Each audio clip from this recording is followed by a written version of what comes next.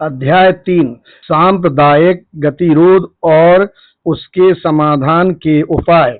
बंबई में 6 मई 1945 को आयोजित अखिल भारतीय अनुसूचित जाति परिसंघ के अधिवेशन में दिया गया भाषण। 1945 में प्रकाशित सांप्रदायिक गतिरोध और उसके समाधान के उपाय। अध्यक्ष महोदय, मैं वास्तव में आपका अत्यंत आभारी हूँ कि आपने मुझे अखिल भारतीय अनुसूचित जाति परिसंघ के वार्षिक अधिवेशन को संबोधित करने के लिए आमंत्रित करने की कृपा की। मुझे अनुसूचित जातियों के इस विशाल जनसमूह को यहाँ देखकर बड़ी प्रसन्नता हुई है।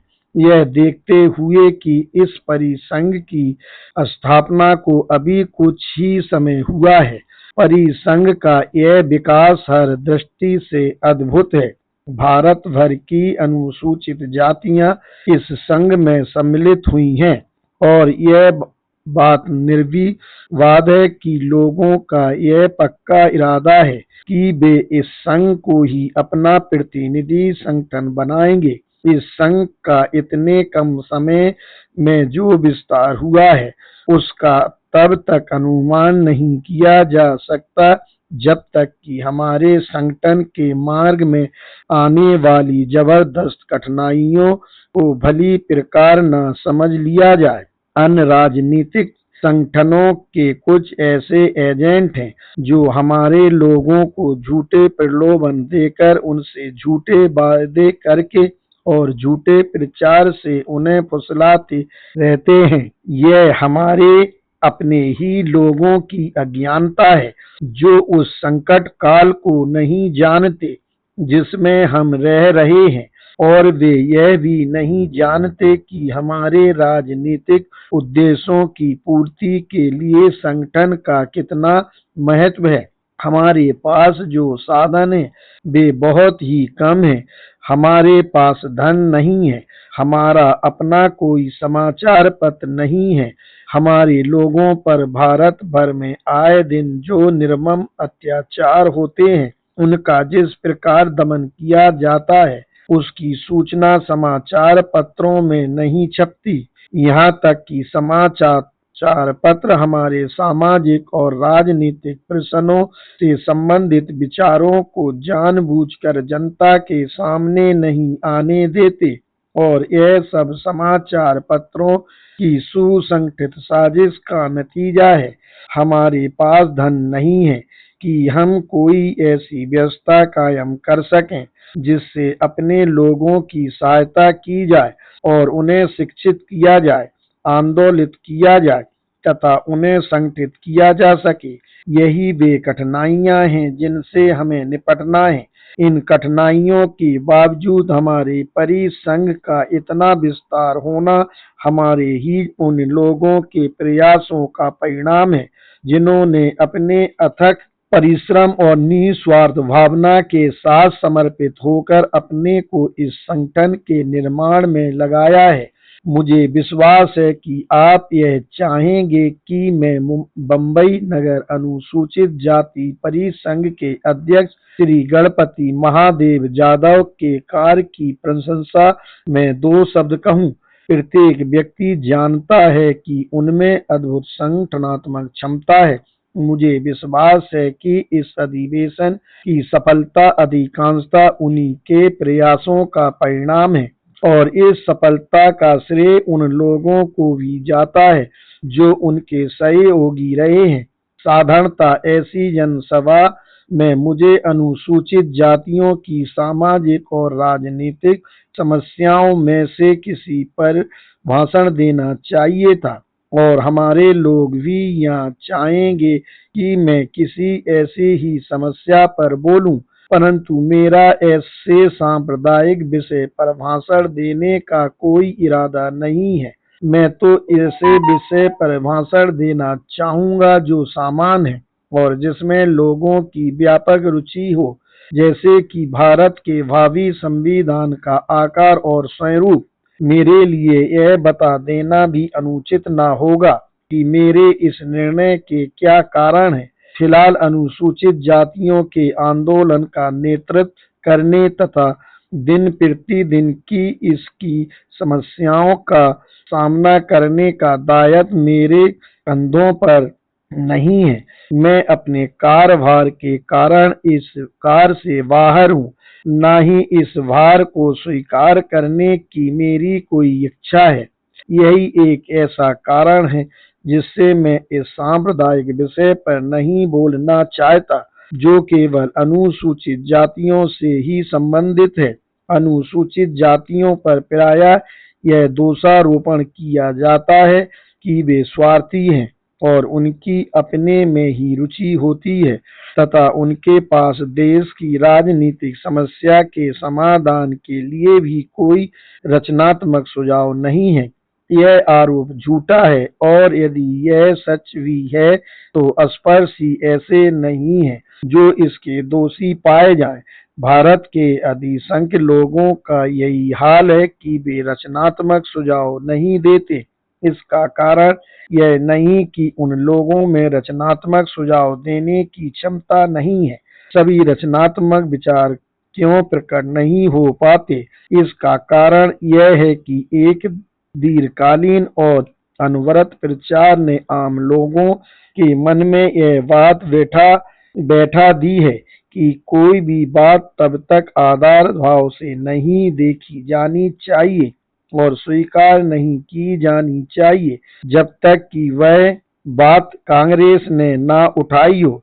यही वह भावना है जिसने इस देश के रचनात्मक विचार के स्रोतों को नष्ट कर दिया है। साथ ही मेरा विचार है कि अनुसूचित जातियों के विरुद्ध लगाए गए इस आरोप का सकारात्मक ढंग से प्रतिवाद किया जाना चाहिए और यह दिखा देना चाहिए कि अनुसूचित जातियां देश की सामान्य राजनीतिक उन्नति के लिए रचनात्मक सुझाव देने में सक्षम हैं, जिन्हें यदि यह देश चाहे तो उन पर विचार कर सकता है। यह दूसरा कारण है जिसने मुझे इस अवसर पर समान रुचि के विषय का चयन करने के लिए प्रेरित किया है। 2. संविधान के निर्माण के लिए उत्तरदायित्व।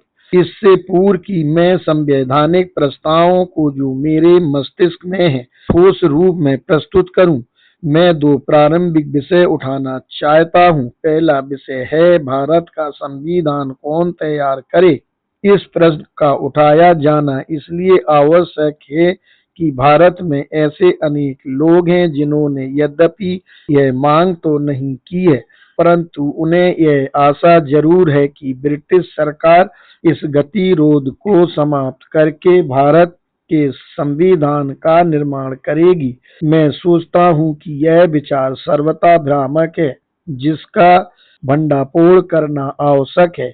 ब्रिटिश सरकार द्वारा बनाया गया और भारतीयों पर थोपा गया संविधान अतीत के लिए ही पर्याप्त था, परंतु यदि उस भावी संविधान की प्रकृति को समझा जाए जिसकी मांग भारतीय कर रहे हैं और उस संविधान को ध्यान में रखा जाए तो यह स्पष्ट है कि आरोपित संविधान से उद्देश्य की पूर्ति नहीं होगी। भारत के पूर्वकालिक संविधानों तथा भावी संविधान में मौलिक अंतर है और यदि लोग अब भी भारत का संविधान तैयार करने के लिए अंग्रेजों पर विश्वास करते हैं तो यह लगता है कि उन लोगों ने इस अंतर को अभी तक महसूस नहीं किया है। यह अंतर इस बात से स्पष्ट है कि पूर्वकालिक संविधानों में शासन भंग खंड शामिल किया गया था, परंतु भारत के भावी संविधान में इस प्रकार शासन भंग खंड शामिल नहीं किया जा सकता। भारत के लोग शासन भंग खंड की निंदा करते हैं, जो कि अभी तक भारत सरकार अधिनियम 1935 की कुख्यात धारा 93 रही है।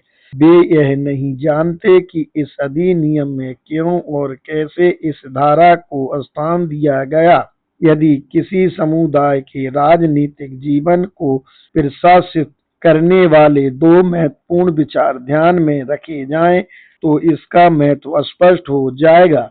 इनमें से प्रथम विचार यह है कि कानून और व्यवस्था राष्ट्र के लिए एक प्रकार की औषधि है और जब राष्ट्र में विकार उत्पन्न हो जाए तो इस औषधि का प्रयोग किया जाना चाहिए। वास्तव में यह विचार इतना महत्वपूर्ण है कि यदि इस औषधि का सेवन न कराया जाए तो इसे समाज और सभ्यता के विरुद्ध अपराध समझा जाना चाहिए। दूसरा विचार यह है कि यद्यपि यह सत्य है कि किसी भी सरकार का शासन करने का नियत अधिकार नहीं होता, पर यह भी उतना ही सच है कि शासन करने के लिए कोई न कोई सरकार होनी चाहिए।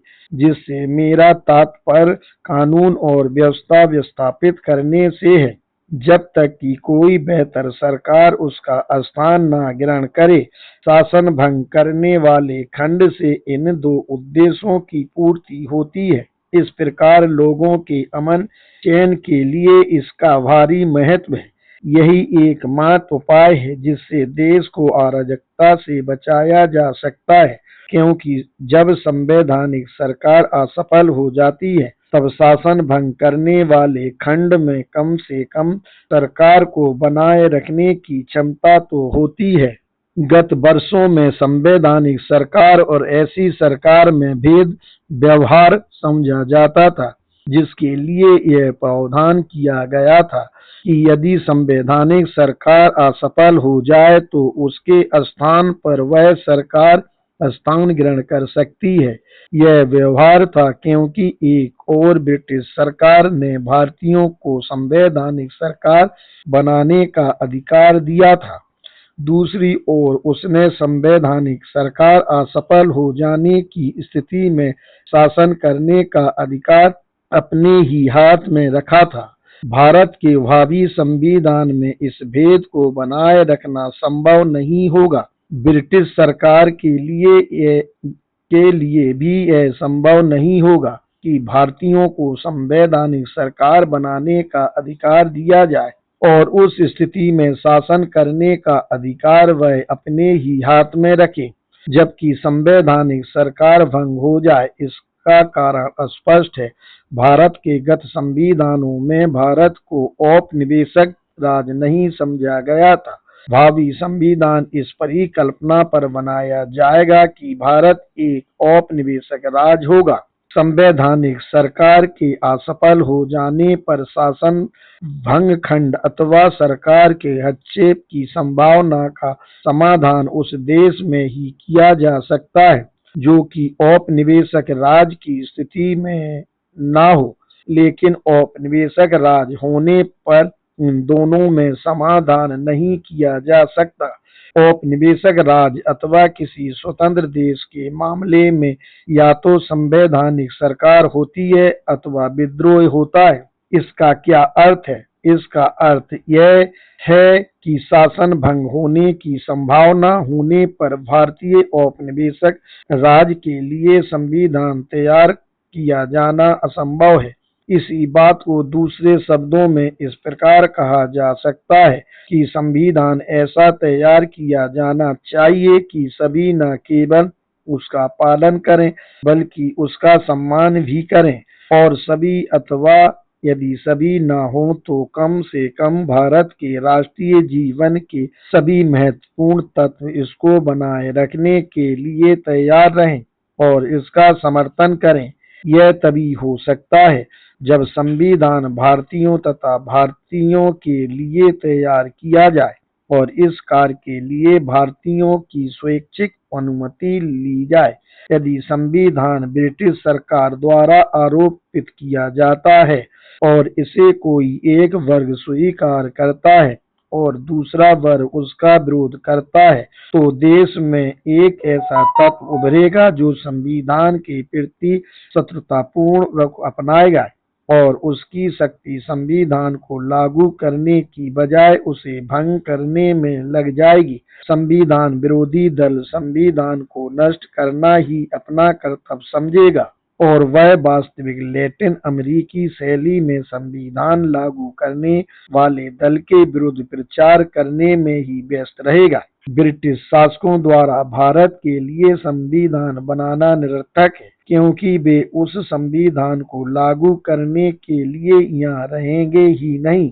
एक सशक्त वर्ग द्वारा अथवा ऐसे ही अन्य वर्गों के समूह द्वारा अन्य वर्गों पर संविधान को आरोपित करने का भी यही परिणाम होगा। इसलिए मेरा यह दृढ़ मत है कि यदि भारतीय औपनिवेशिक राज का दर्जा चाहते हैं तो वे अपने संविधान निर्माण के अपने दायित्व से बच नहीं सकते। इस प्रकार यह स्थिति अपरिहार्य है। 3. संविधान सभा। मैं जो दूसरा प्रश्न उठाना चाहता हूँ वह यह है, क्या संविधान सभा होनी चाहिए जिसे संविधान निर्माण करने का कार्य सौंपा जाए। संविधान सभा का जिक्र प्रत्येक व्यक्ति की जबान पर है। कांग्रेस दलों ने अपने प्रस्ताव में जो कांग्रेस मंत्रिमंडल के त्यागपत्र देने से पूर्व पारित किए थे, यह मांग की थी कि भारत के संविधान का निर्माण भारतीयों द्वारा बनाई गई संविधान सभा द्वारा किया जाए। क्रिप्स के प्रस्ताव में संविधान सभा के गठन का प्रस्ताव भी सम्मिलित था। सप्रू समिति ने भी इस प्रस्ताव का अनुमोदन किया है।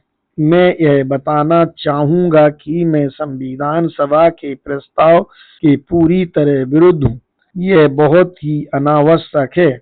मैं मानता हूँ कि यह एक ऐसी खतरनाक योजना है जो इस देश को गृह युद्ध में झोंक सकती है।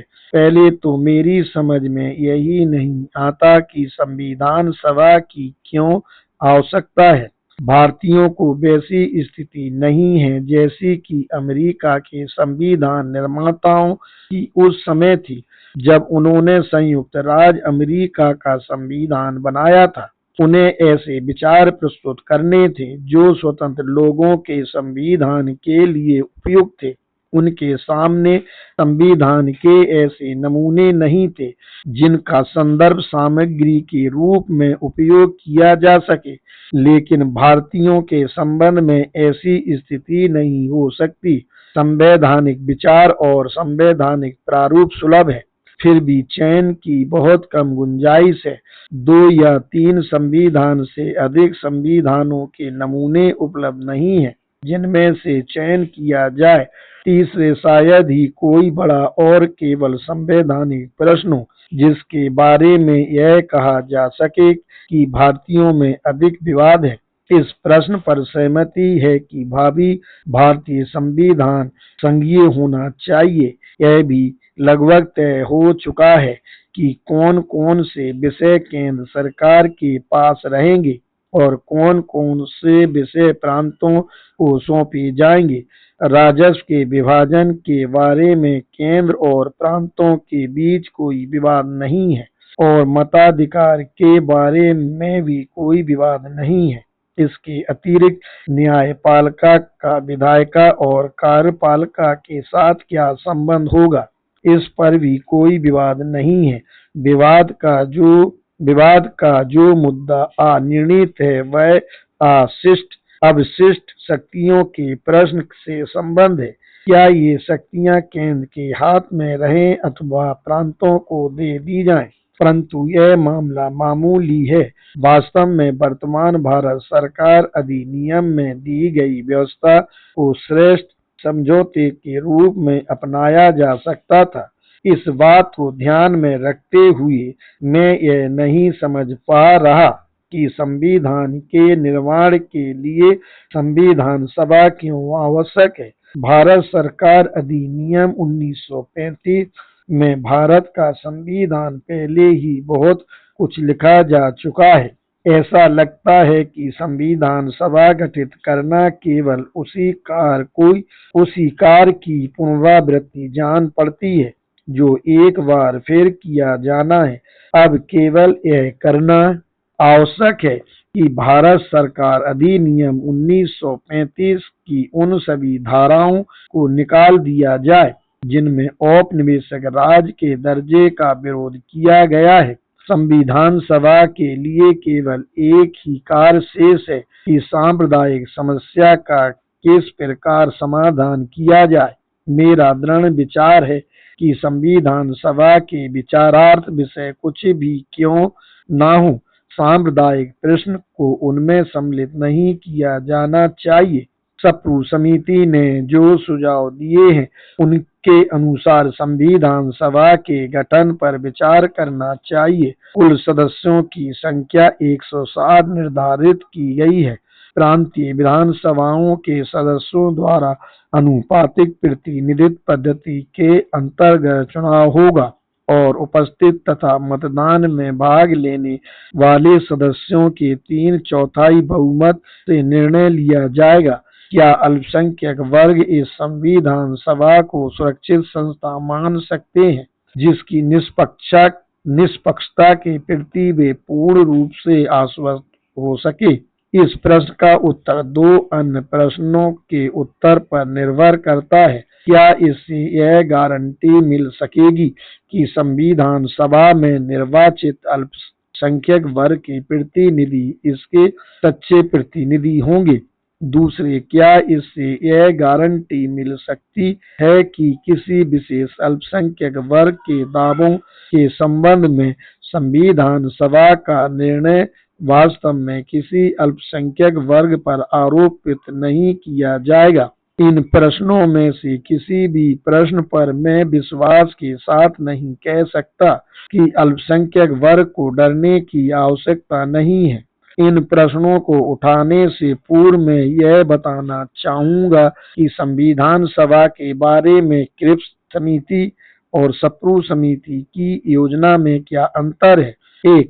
सप्रू समिति ने संविधान सभा के कुल सदस्यों की संख्या 160 निर्धारित की है। सर स्टैफोर्ड क्रिप्स ने कोई भी संख्या निर्धारित नहीं की, परंतु उनके प्रस्ताव में यह व्यवस्था की गई है कि संविधान सभा में प्रांतीय विधानसभाओं के सदस्यों की कुल संख्या का 10% भाग होगा, अर्थात यह संख्या निर्धारित कर दी गई है जो लगभग 158 होती है। इसमें केवल 2 सदस्यों का अंतर है। 2. सप्रू समिति द्वारा संविधान सभा के चुनाव का जो तरीका बताया गया है वह अनुपातिक प्रतिनिधित्व पद्धति के अंतर्गत संयुक्त चुनाव पद्धति से हुआ चुनाव है। इस तरीके में संविधान सभा के गठन के लिए क्रिप्स योजना तथा सप्रू योजना में कोई अंतर नहीं है। 3. क्रिप्स योजना के अंतर्गत संप्रदाय आधारित आरक्षण की कोई व्यवस्था नहीं थी। इस प्रकार सप्रू योजना क्रिप्स योजना से भिन्न है क्योंकि इसके अनुसार निर्धारित अनुपात में विशेष समुदाय के लिए स्थान आरक्षित करने की व्यवस्था है। यह अंतर केवल साधारण सा है। यद्यपि क्रिप्स योजना में संख्या का निर्धारण नहीं किया गया, तथापि अनुपातिक प्रतिनिधित्व की योजना का वास्तव में यही परिणाम होता है कि इस प्रकार का आरक्षण हो। इन दोनों योजनाओं के अंतर्गत प्रतिनिधित्व के कोटा का अंतर आगे दी गई तालिका में दिखाया गया है। कॉलम 1 समुदाय और उनके हित। कॉलम 2 और 3 का भाग संविधान सभा की सीटों का कोटा। इसमें कॉलम 2 क्रिप्स योजना के अंतर्गत, 2 सप्रू योजना के अंतर्गत हिंदू 77, 51, मुसलमान 50, 51, अनुसूचित जातियां 15, 20, सिख 3, 8, भारतीय ईसाई 2, 7, आंग्ल भारतीय 1, 2, यूरोपीय 6, 1, आदिवासी जनजातियां 2, 3, विशेष हित 16, अन्य 2, 1, योग 158, 160। सप्रू समिति ने संविधान सभा के गठन में प्रत्येक समुदाय के सदस्यों की संख्या ही निर्धारित नहीं की, बल्कि इस समिति ने मुसलमानों को हिंदुओं के बराबर स्थान देने का प्रस्ताव किया। इस विचलन के लिए समिति का तर्क यह है कि इस प्रस्ताव के प्रतिफल के रूप में उसने संविधान सभा में चुनाव के लिए आधार के रूप में संयुक्त चुनाव पद्धति की मांग की है। इस संबंध में यह कहना चाहिए कि समिति ने क्रिप्स के प्रस्तावों को बिल्कुल गलत समझा है। क्रिप्स के प्रस्ताव में संयुक्त चुनाव पद्धति की पहले ही व्यवस्था कर दी गई थी, क्योंकि उनमें एक खंड इस प्रकार है: प्रांतीय विधानमंडलों के अवर सदनों के सदस्यों से एकल निर्वाचक मंडल गठित होगा। इसी बात को दूसरे तरीके से इस प्रकार कहा जा सकता है कि चुनाव संयुक्त चुनाव पद्धति द्वारा किया जाएगा। इससे एक पक्ष को तो बिना किसी शर्त के कुछ दे दिया गया है और ऐसा करके अन्य समुदायों के लिए संकट पैदा कर दिया गया है।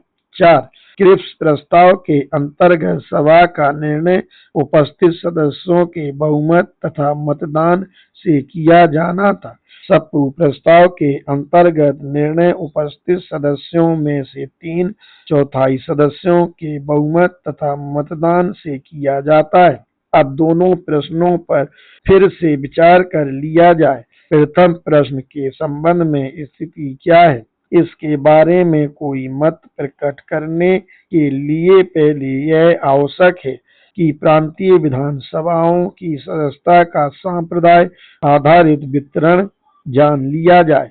अगले पृष्ठ पर दी गई तालिका में उस स्थिति का संक्षिप्त सार दिया गया है। प्रांतीय विधानसभाओं में समुदाय के आधार पर सीटों का वितरण।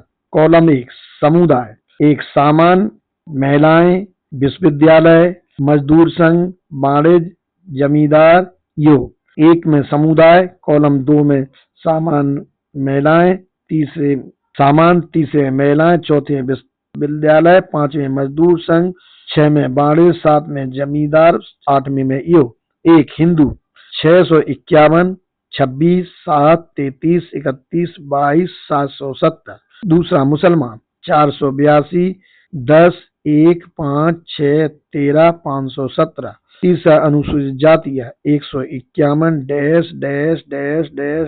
151। भारतीय ईसाई 20, 1, -, 21।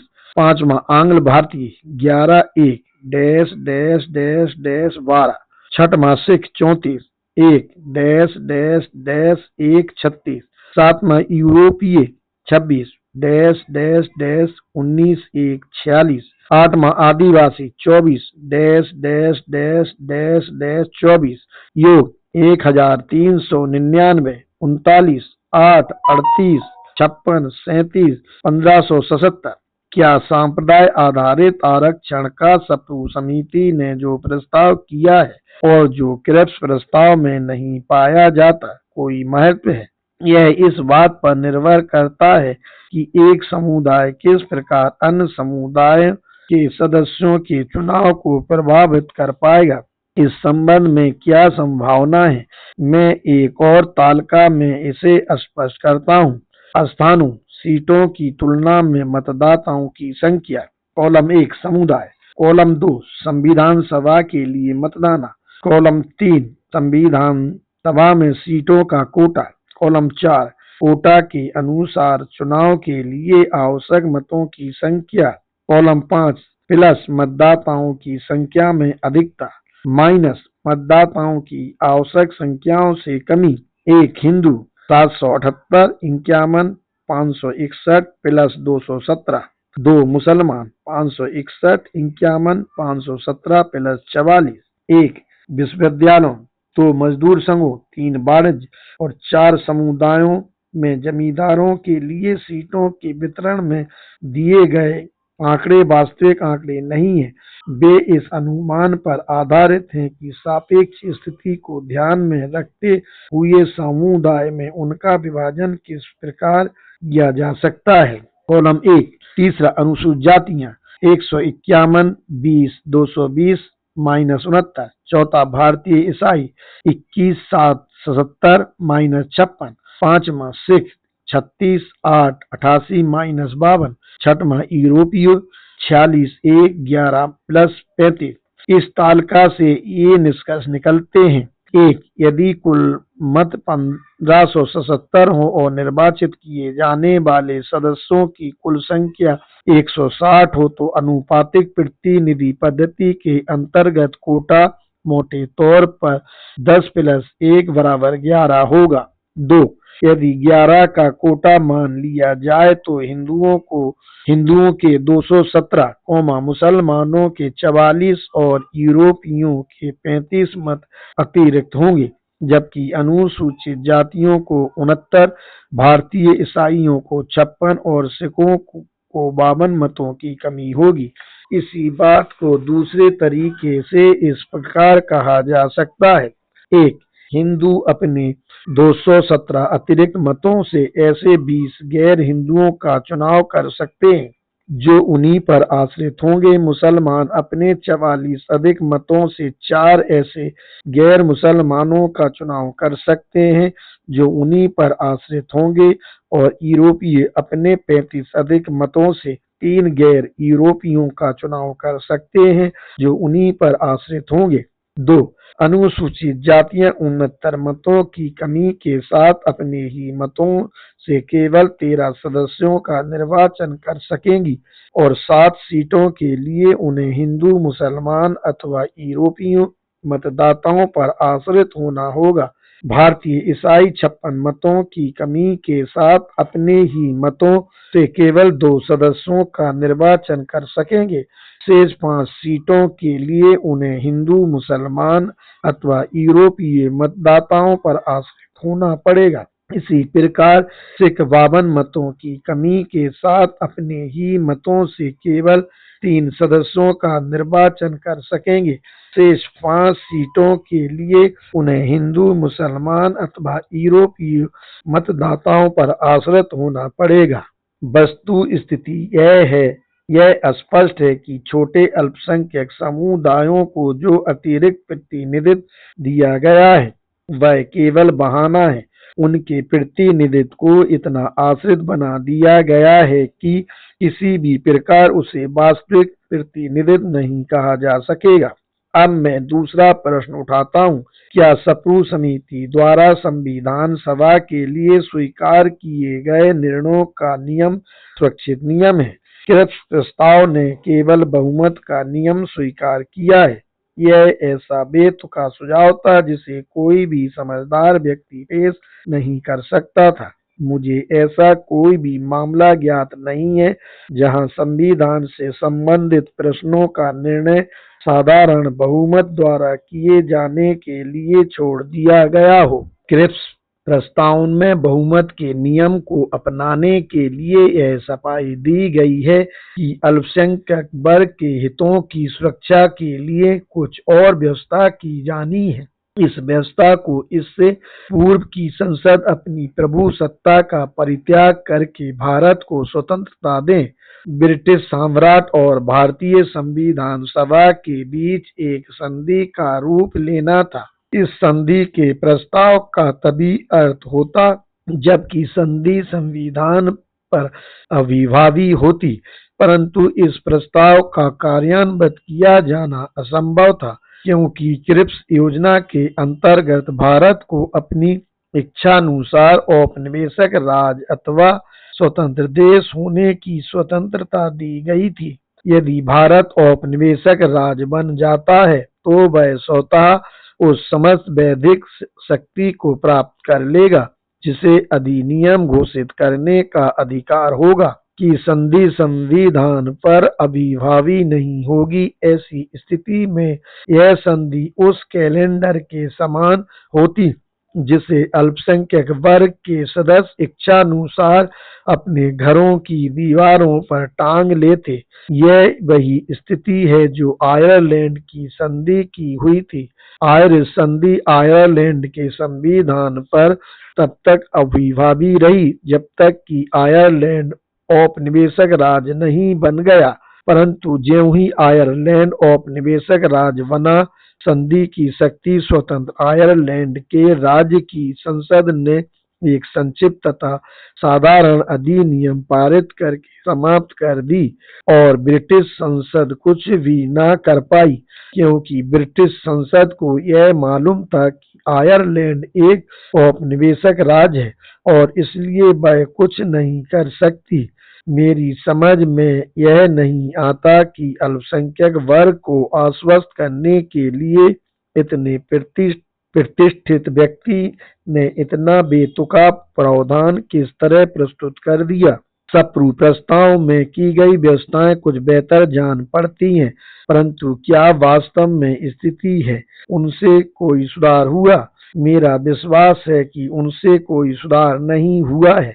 160 के 3/4 बहुमत का अर्थ यह है कि यदि किसी विचार को स्वीकार कराना है तो 120 सदस्यों के समर्थन की आवश्यकता है, इससे पूर्व कि उसे सुधार के रूप में स्वीकार किया जाए। यह जानना आवश्यक है कि 120 सदस्यों के इस दल को गठित करने की क्या संभावना है।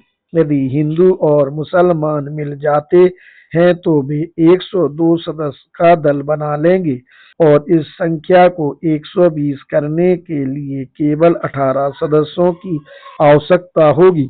अधिकांश विशेष सीटें तथा कुछ और अन्य सीटें इस गठबंधन के हाथों में आसानी से आ जाएंगी। यदि ऐसा हो जाता है तो संविधान सभा का निर्णय स्पष्ट रूप से अनुसूचित जातियों को, भारतीयों, ईसाइयों आदि पर थोपा हुआ माना जाएगा। यदि मुसलमानों को अलग कर दिया जाता है तो यह निर्णय संयुक्त निर्णय नहीं होगा, बल्कि गैर मुसलमानों द्वारा मुसलमानों पर आरोपित किया जाएगा।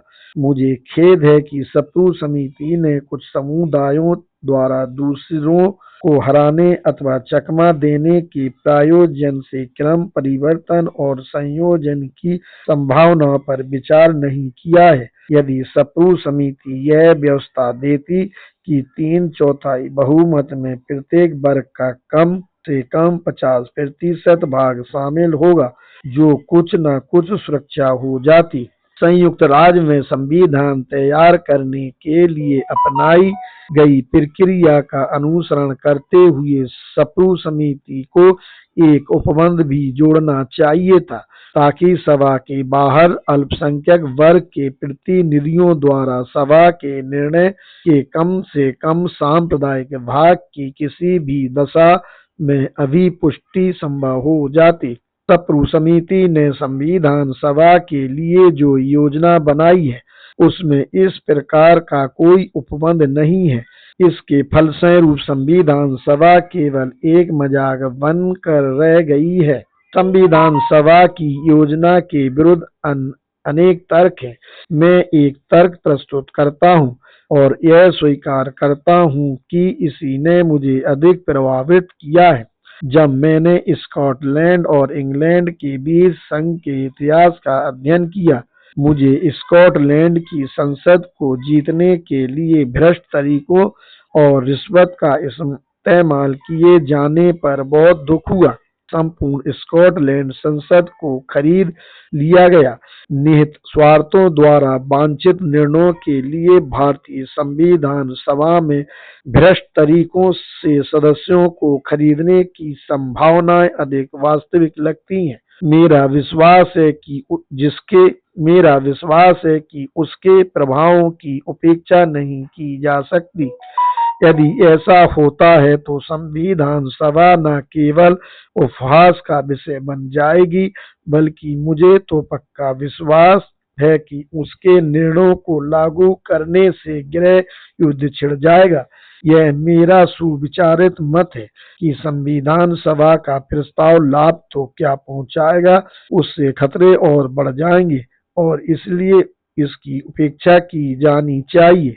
चौथा, नवीन दृष्टिकोण की आवश्यकता। मुझसे यह पूछा जाएगा कि यदि संविधान सभा के पक्ष में मत देना सही दृष्टिकोण नहीं है तो इसका विकल्प क्या है।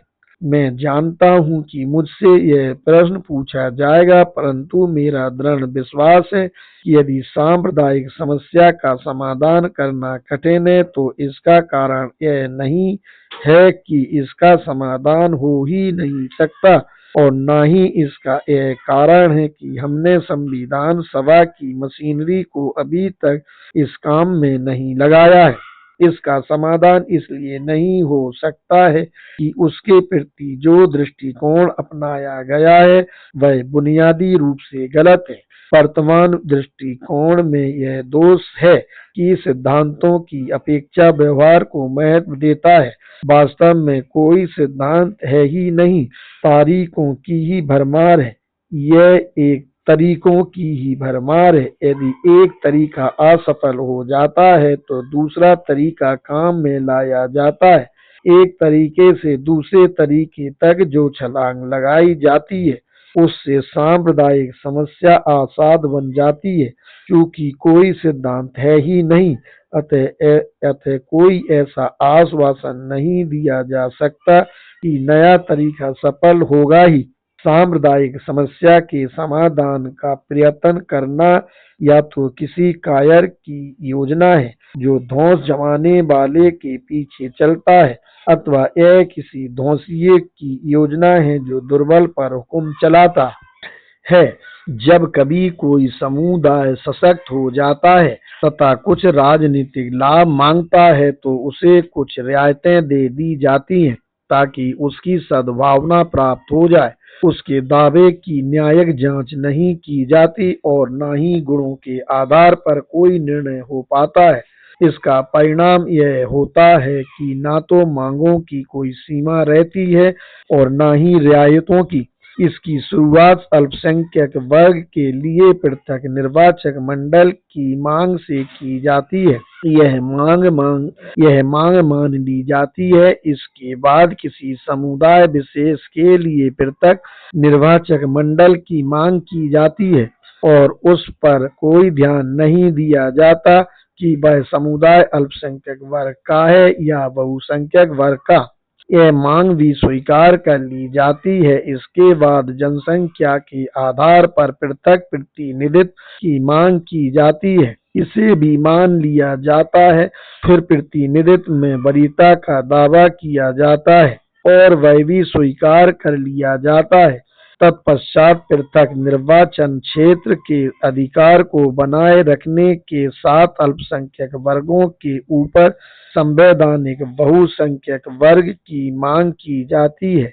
इसकी भी स्वीकृति दे दी जाती है। इसके बाद यह आवाज उठाई जाती है कि बहुसंख्यक वर्ग का अन्य समुदाय पर शासन असहनीय है और इसलिए बहुसंख्यक वर्ग के अन्य अल्पसंख्यक वर्ग पर शासन बनाए रखने के उसके अधिकारों पर विपरीत प्रभाव डाले बिना आघात करने वाले समुदाय का मत समाप्त करके उसे बराबरी पर ले आना चाहिए। इस अनवरत तुष्टीकरण की नीति से बढ़कर बेतुकी बात और क्या हो सकती है। यह एक ऐसी नीति है जिसमें मांगों की कोई सीमा नहीं होती और जिसका परिणाम भी अनंत तुष्टीकरण होता है। स्पष्ट कहा जाए तो मैं उस समुदाय को दोष नहीं देना चाहता जो यह रणनीति अपनाता है। यह समुदाय इस रणनीति को इसलिए अपनाता है कि इससे उसे लाभ पहुंचता है।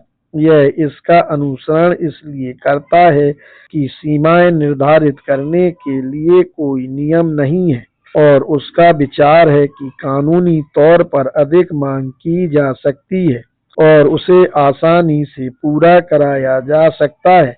दूसरी ओर एक अन्य समुदाय है जो आर्थिक रूप से गरीब है, सामाजिक रूप से अनवत है, शैक्षिक रूप से पिछड़ा हुआ है और जिसका निर्लज्जता के साथ और पश्चाताप किए बिना शोषण किया जाता है, दमन किया जाता है तथा जिस पर अत्याचार किया जाता है।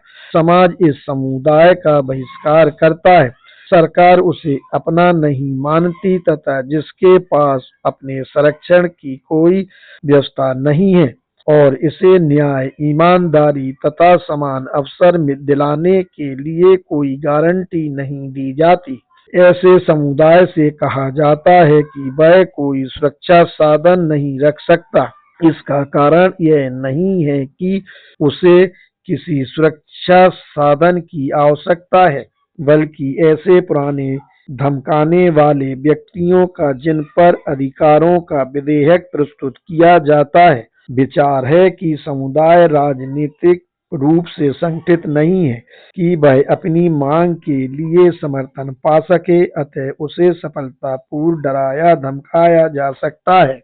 यह सारा भेदभावपूर्ण व्यवहार इस बात का परिणाम है कि कोई ऐसे सिद्धांत निर्धारित नहीं किए गए हैं जो अधिकृत हों तथा उन पर लोगों पर लागू हों जो सांप्रदायिक प्रश्न में शामिल हों। सिद्धांतों के अभाव का एक और हानिकारक प्रभाव होता है। इसके कारण लोक मत के लिए अपनी भूमिका निभाना असंभव हो गया है। जनता केवल तरीके जानती है तथा यह समझती है कि एक तरीका असफल हो गया है और दूसरा सुझाया जा रहा है। जनता को यह ज्ञात नहीं होता कि एक तरीका असफल क्यों हो गया और दूसरे तरीके के लिए क्यों कहा जाता है कि उसके सफल होने की संभावना है। इसका परिणाम यह होता है कि जनता संगठित होकर दुराग्रही तथा हठी दलों को विवेक से काम लेने के लिए बाध्य करने की बजाय सांप्रदायिक प्रश्नों पर हो रही चर्चा को जहां भी वह हो रही हो केवल दर्शक बनकर देखती रहती है। इसलिए मैं सांप्रदायिक समस्या के समाधान के लिए जो दृष्टिकोण प्रस्तुत कर रहा हूँ वह इन दो विचारों पर आधारित है।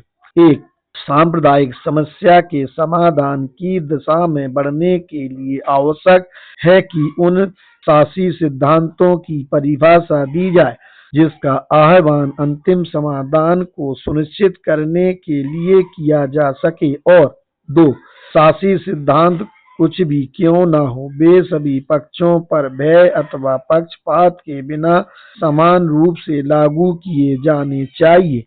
5, सांप्रदायिक समस्या के समाधान के लिए प्रस्ताव। मैंने कतिपय प्रारंभिक मुद्दों के बारे में अपनी स्थिति स्पष्ट कर दी है और अब मैं इस विषय पर चर्चा करना चाहूंगा। सांप्रदायिक समस्या से 3 प्रश्न उभरते हैं। 1, विधानमंडल में प्रतिनिधित्व का प्रश्न। 2, कार्यपालिका में प्रतिनिधित्व का प्रश्न। और 3, लोक सेवाओं में प्रतिनिधित्व का प्रश्न। लोक सेवाओं में प्रतिनिधित्व अंतिम प्रश्न पर सबसे पहले चर्चा कर ली जाए। इसे विवादास्पद प्रश्न नहीं कहा जा सकता। भारत सरकार ने यह स्वीकार कर लिया है कि सैद्धांतिक रूप से सभी समुदायों को लोक सेवाओं में निर्धारित अनुपात में प्रतिनिधित्व दिया जाना चाहिए और किसी भी एक समुदाय को एकाधिकार की अनुमति नहीं दी जानी चाहिए। इस सिद्धांत का समावेश भारत सरकार के 1934 यह सारा भेदभावपूर्ण व्यवहार इस बात का परिणाम है कि कोई ऐसे सिद्धांत निर्धारित नहीं किए गए हैं।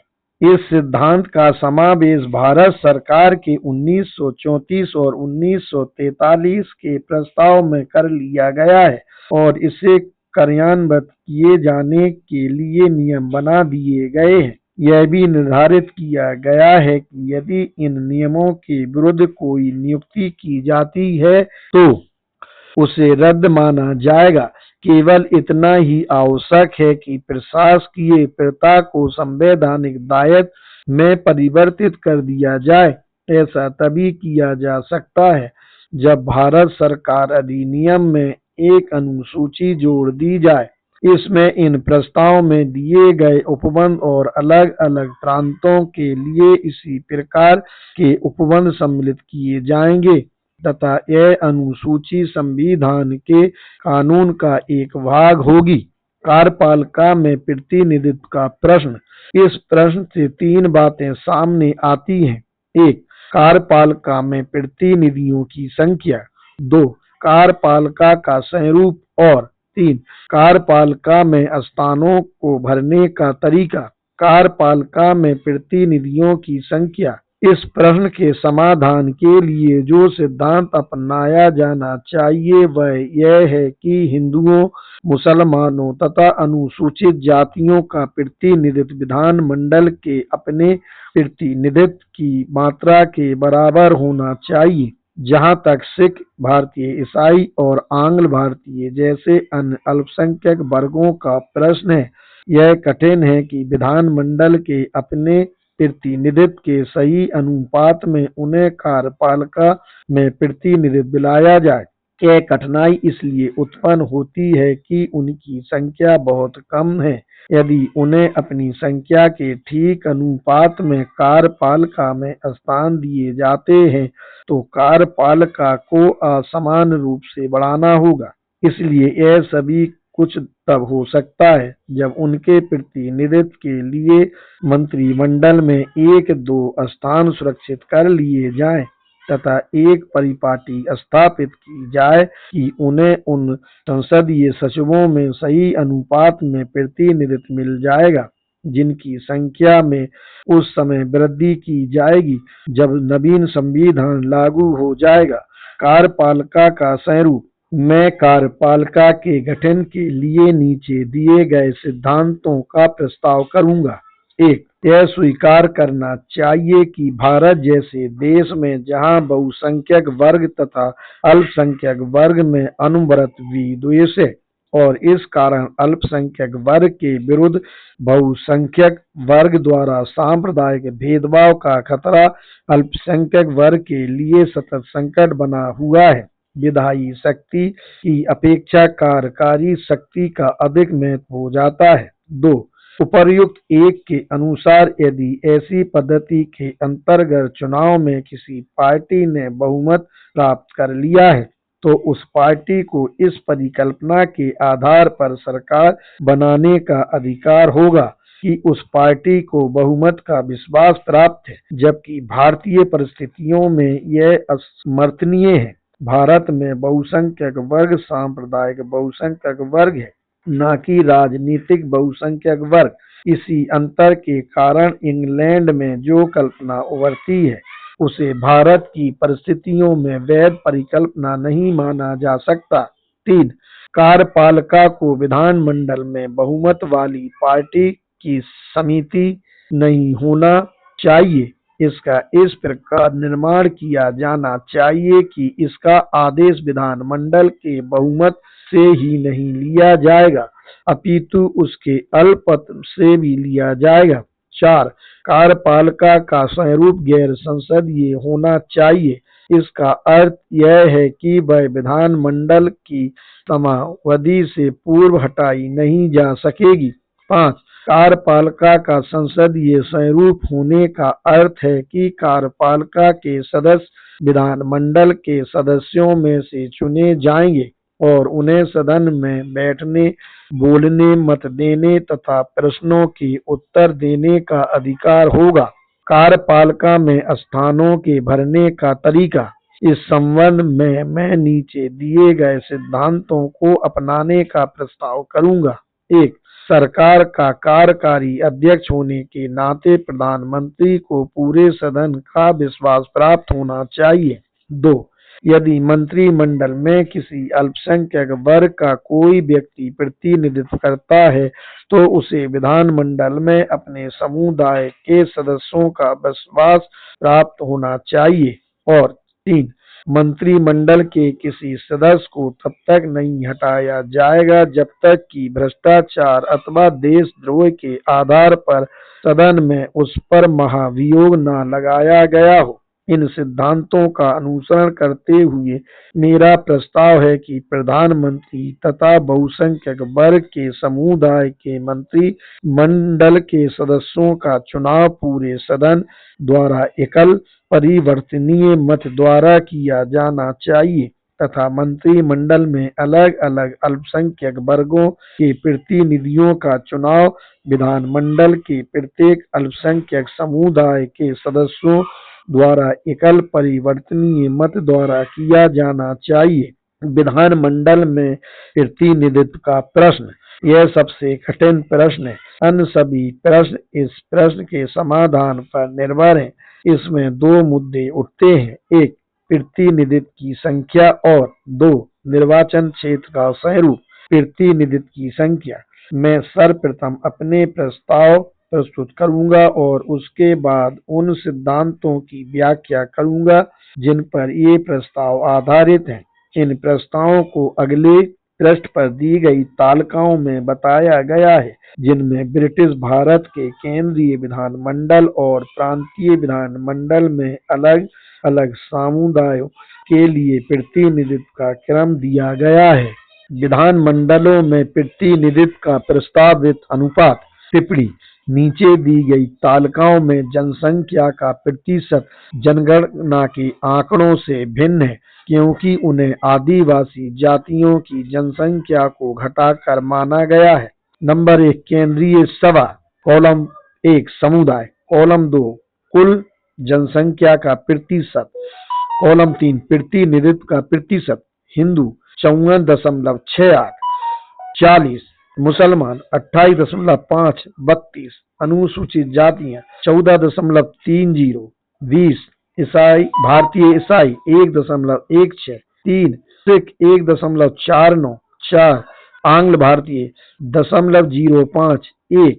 दूसरा, बम्बई। कॉलम 1, समुदाय।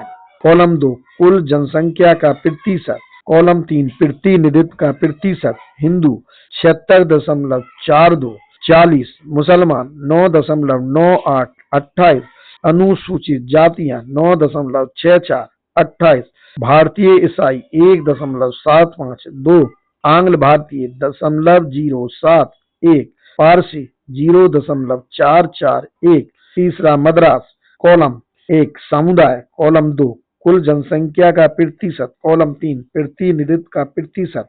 हिंदू 71.20, 40, अनुसूचित जातियां 16.53, 30, मुसलमान 7.98, 24, भारतीय ईसाई 4.105, आंग्ल भारतीय 0.061।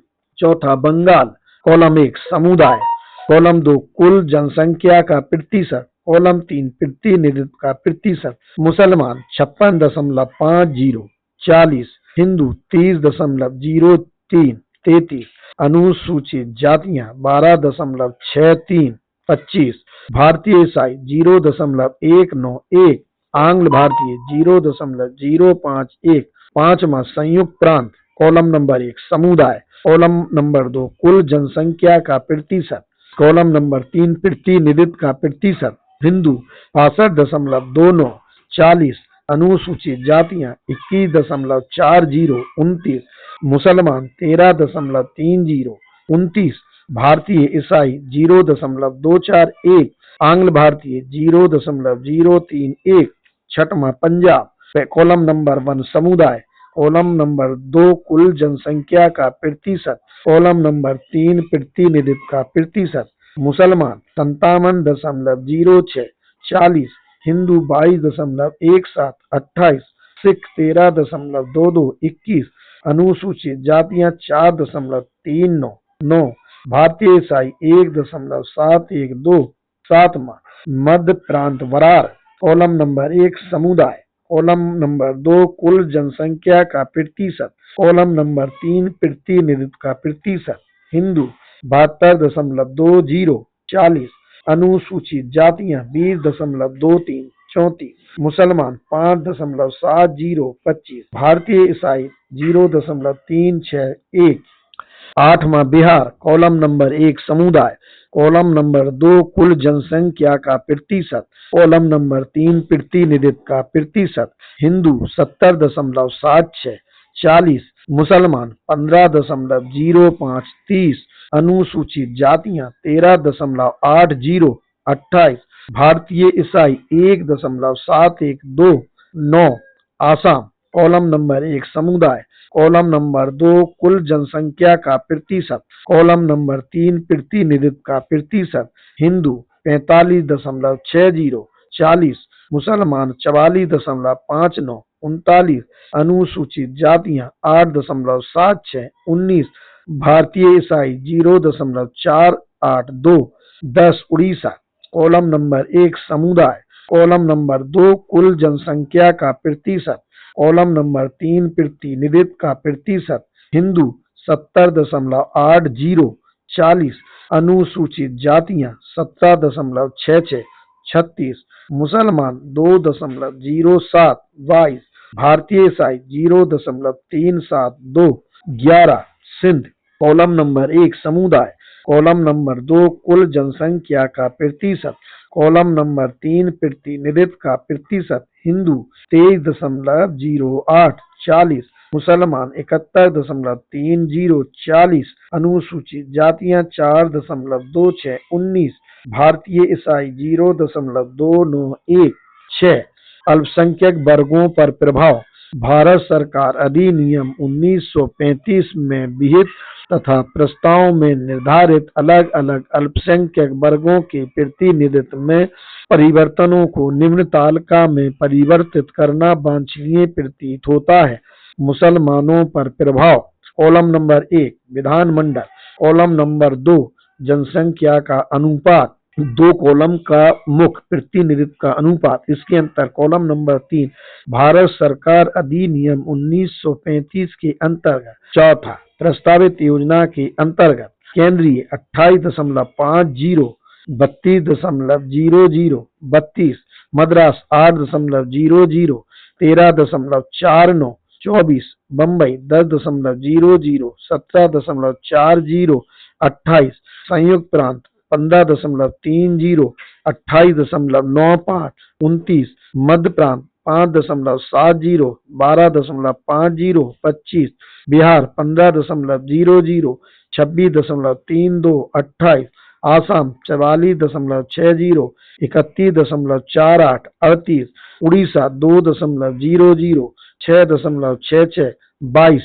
अनुसूचित जातियों पर प्रभाव।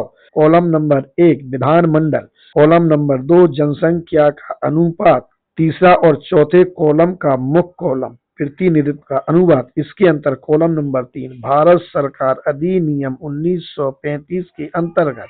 चौथा प्रस्तावित योजना के अंतर्गत केंद्रीय 14.30 7.60 20, मद्रास 16.50 13.90 30, बम्बई 9.60 8.50 28, बम्बई 9.60 8.50 28, बंगाल 12.60 12.00 25, संयुक्त प्रांत 21.40 8.70 29, पंजाब 4.40 4.50 9, मध्य प्रांत 20.20 17.80 34, बिहार 13.80 9.80 28, आसाम 8.70 6.50 20, उड़ीसा 17.60 10.00 36, सिंध 4.20 19। भारतीय ईसाइयों पर प्रभाव। कॉलम नंबर 1 विधानमंडल, कॉलम नंबर 2 जनसंख्या का अनुपात, कॉलम 3 और 4 का टॉप प्रतिनिधित्व का अनुपात, इसके अंतर्गत। तीसरा कॉलम भारत सरकार अधिनियम 1935 के अंतर्गत। चौथा प्रस्तावित योजना के अंतर्गत केंद्रीय 1.16 3.00 3, मद्रास 4.10 4.20 5, बम्बई 1.70 1.70 2, बंगाल 0.19 0.80 1, संयुक्त प्रांत 0.24 0.90 1, पंजाब 1.70 1.14 2, मध्य प्रांत 0.35 0 1, बिहार 1.70 0.66 2, आसाम 0.48 0.90 2, उड़ीसा 0.37 0.16 2, सिंध 0.29 01। शिक्षकों पर प्रभाव। कॉलम नंबर 1 विधानमंडल, कॉलम नंबर 2 जनसंख्या का अनुपात, 3 और 4 का टॉप प्रतिनिधित्व का अनुपात, कॉलम 3 भारत सरकार अधिनियम 1935 के अंतर्गत प्रस्तावित योजना के अंतर्गत, कॉलम नंबर 4 केंद्रीय 1.50 2.40 4, पंजाब 13.20 18.29 21। हिंदुओं पर प्रभाव। विधानमंडल, कॉलम नंबर 1, कॉलम नंबर 2 जनसंख्या का अनुपात, कॉलम नंबर 3 4 का मुख्य प्रतिनिधित्व का अनुपात, इसके अंतर कॉलम नंबर 3 भारत सरकार अधिनियम 1935 के अंतर्गत। कॉलम नंबर 4 प्रस्तावित योजना के अंतर्गत बंगाल 30.00 20.00, 33 पंजाब 22.10, 20.00, 28 सिंध 23.80, 31.60, 40